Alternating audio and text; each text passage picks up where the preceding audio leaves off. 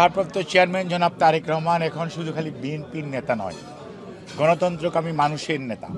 এবং গণতন্ত্র পুনরুদ্ধারের যে আন্দোলন সংগ্রাম দীর্ঘ সময় ধরে চলছিল, যেটি হয়তো জুলাই আগস্টে ছাত্র জনতার আন্দোলনের মাধ্যমে তার পরিপূর্ণতা লাভ করেছে, কিন্তু মানুষের অধিকার কিন্তু আদায় হয়নি। মানুষের অধিকার আদায় হবে যখনই জনগণ নিঃশঙ্ক চিত্তে নির্বিঘ্নে তার ভোটাধিকার প্রয়োগ করতে পারবে এবং সে তার আগামী দিনে তাকে সেবা করার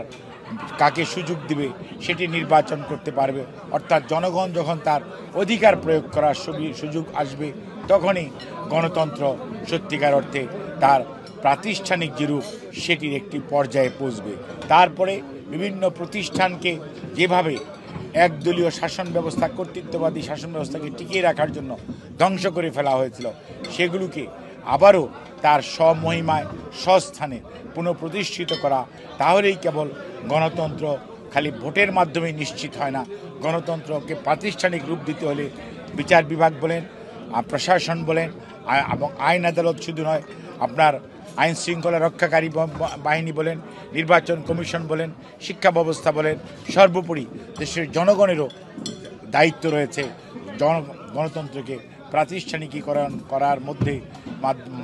সবাইকে অংশগ্রহণ করার যে সুযোগ সৃষ্টি, সেটি জনাব তারেক রহমানের নেতৃত্বে, যেহেতু ইনশাআল্লাহ দেশের মানুষ বিশ্বাস করে, আমরা বিশ্বাস করি আগামী দিনে এই নেতৃত্ব জনাব তারেক রহমান দিচ্ছেন এবং দিবেন। সেই জন্য অতি শীঘ্র আপনারা দেখতে পাবেন জনাব তারেক রহমান এই নেতৃত্ব দেওয়ার সর্বশেষ পর্যায়ে, অর্থাৎ জনগণের ভোটাধিকার আদায়ের যে লড়াই, সেখানে ইনশাআল্লাহ দেশ বা বিএনপিকে এবং দেশের গণতন্ত্রকামী মানুষকে নেতৃত্ব দেওয়ার জন্য দ্রুত দেশে ফেরত যাবেন ইনশাআল্লাহ। বাংলাদেশ জাতীয়তাবাদী দলের চেয়ারম্যান দেশনেত্রী বেগম খালেদা জিয়া প্রায় 3 মাস হতে চলল লন্ডনে চিকিৎসাধীন আছেন। আলহামদুলিল্লাহ, লন্ডনের চিকিৎসকদের চিকিৎসায় এবং সর্বোপরি ওনার জ্যেষ্ঠ সন্তান বিএনপির ভারপ্রাপ্ত চেয়ারম্যান জনাব তারেক রহমানের তত্ত্বাবধানে ওনার বাসায় উনি এখন চিকিৎসাধীন আছেন এবং ওনার শারীরিক অবস্থা আগের যে কোনো সময়ের তুলনায় অনেক মানসিক এবং শারীরিকভাবে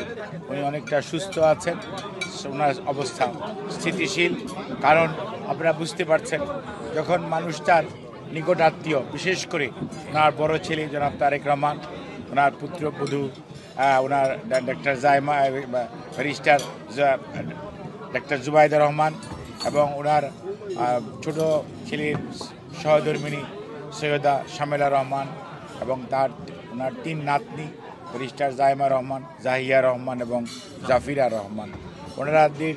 এই 5 জনের সংস্পর্শে চিকিৎসকদের তত্ত্বাবধানে থেকে মানসিকভাবে উনি যে কোনো সময়ের তুলনায়